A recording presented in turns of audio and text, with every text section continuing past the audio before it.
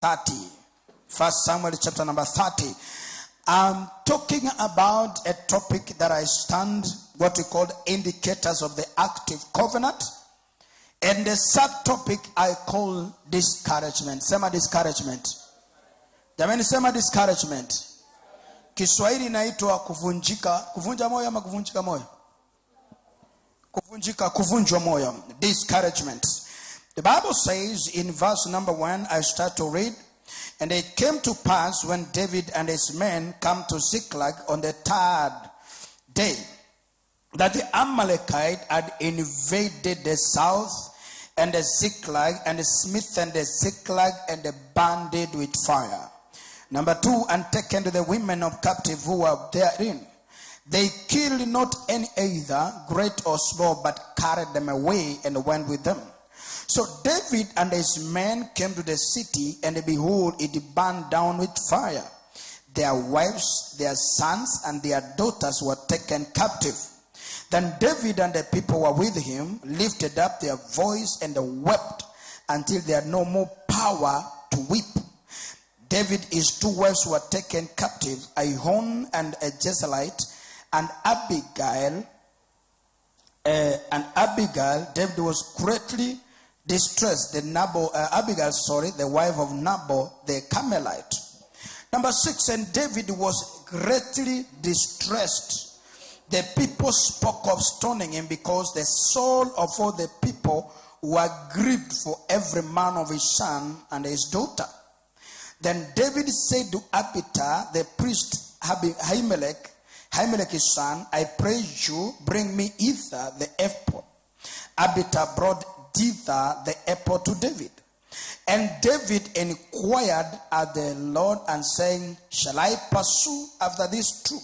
Shall I overtake them? He answered him, pursue, for you shall surely overtake them without fail. Please repeat it in verse number 8. All of us. 1, 2, 3, go.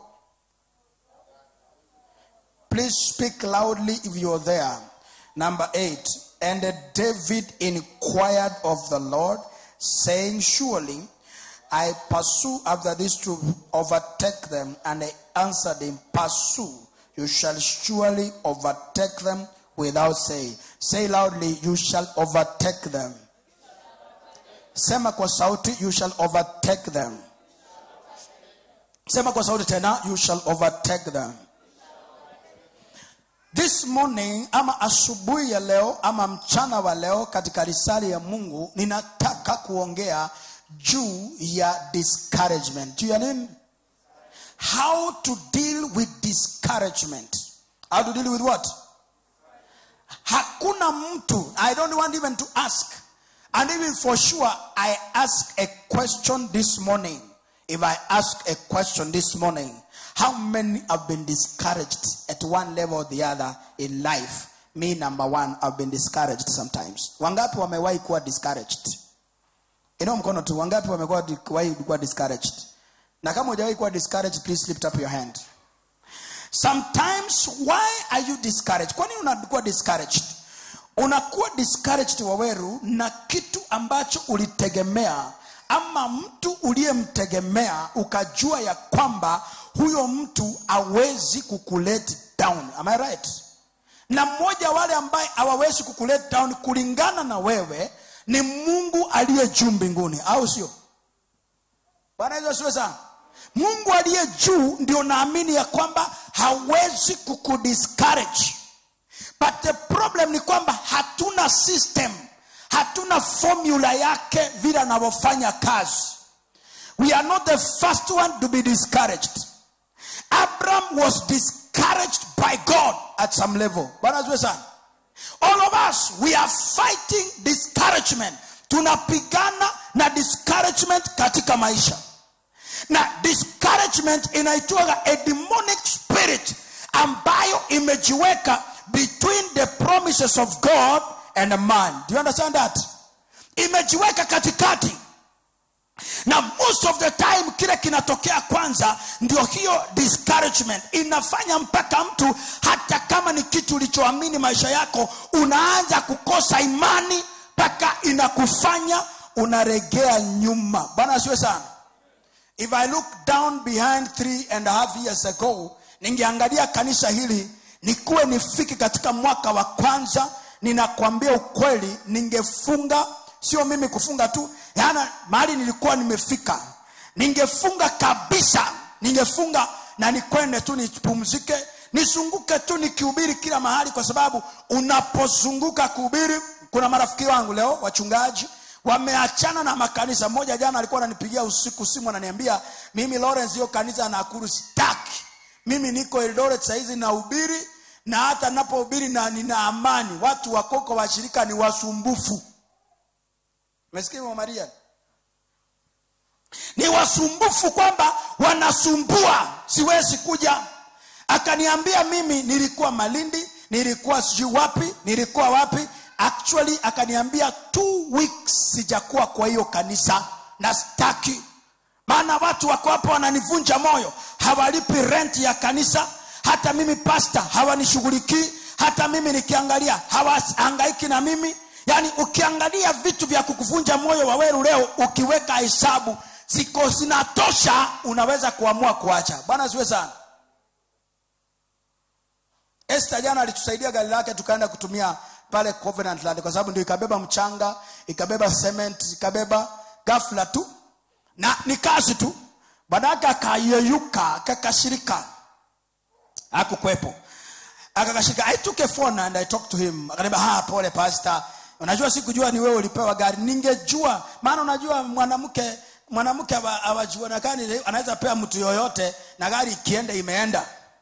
I was kind of, nikawa nauliza Mungu, nilikuwa nimeenda gari yao ikiwa tulikuwa tumetolewa hiyo gari, tukapewa, tukatoka na King, tumetoka na Dhao ambayo ilikuwa sadaka yangu na mtoto alikuwa na sadaka. Tukifika hapo gari ina mafuta, na gari ya Nissan hiyo ikizimika, Edward anajua vizuri, yeye medini na magari. Nissan ikizimika, ikitonesha taa red, mafuta iishe, itabidi uweke mafuta zaidi ya 1000.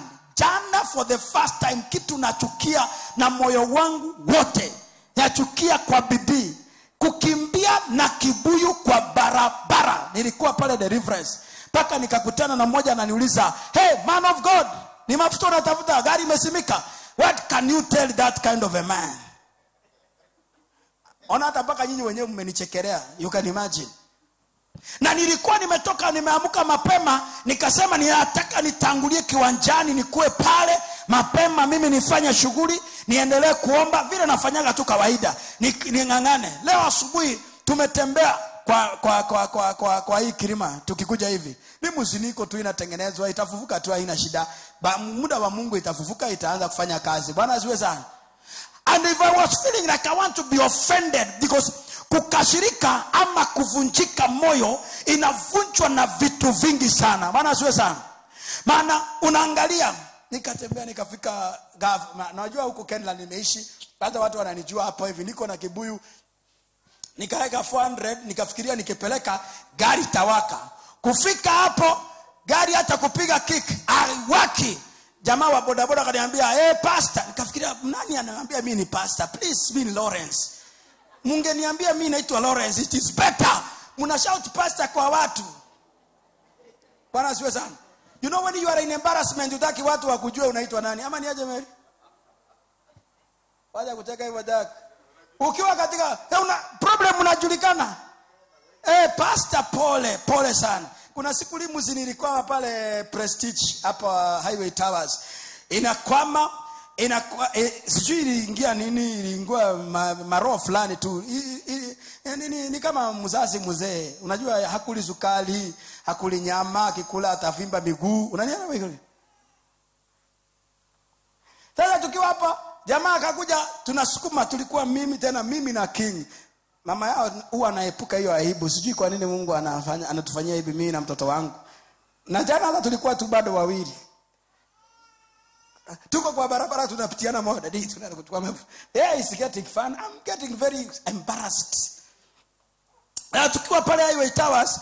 Sasa hebu niulize, kwa Highway Towers unashindwa kuambia watu nisaidie kusukuma hii limousine, imekataa.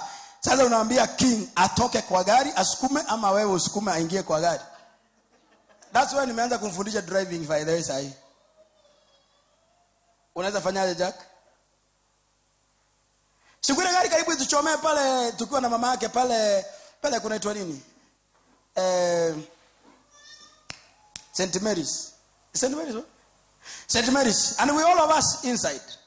Tulikuwa names na tulikuwa tunaenda shughuli za huduma, kazi ya Mungu, kazi ya kanisa, kazi wewe. Hatukuwa tunaenda starehe kwenda kukula happy vile wengine wanapanda ndege.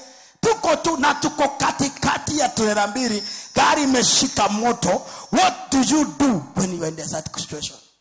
And we stayed there more than 2 hours. I remember I called one of the friends, Kamumbia, we are stuck. The next minute I was calling, his phone was off.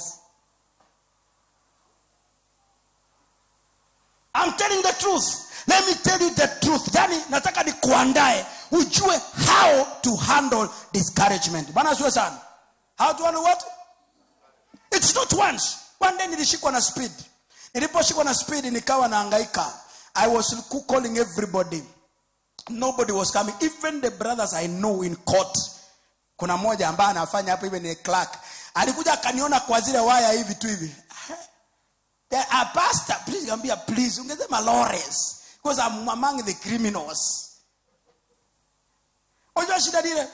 Baka jamaa mmoja alikuwa amesimama naye ama daktari, alafu yeye mwenyewe alikuwa ameshikwa na speed. Akaniambia, "Oh, when pastor, okay, pastor is okay. Hii ni maisha ya wanaume tu. Wacha tu ukifika pale wewe ukubali." That time walikuwa wanapiga watu fine ya 1500, 1500 na kama gari haina nini vitu mingi tu, unaambiwa gari haina life saver, haina first aid kit na nini. So you feel you come to a level because nikaa kama kule girigiri tulika around 2 hours. It's a wilderness. You can't buy soda. Uwezi nunua chochote. Uwezi muko na mtoto na bibi. Muko wote. Munajifanya muko katika ministry.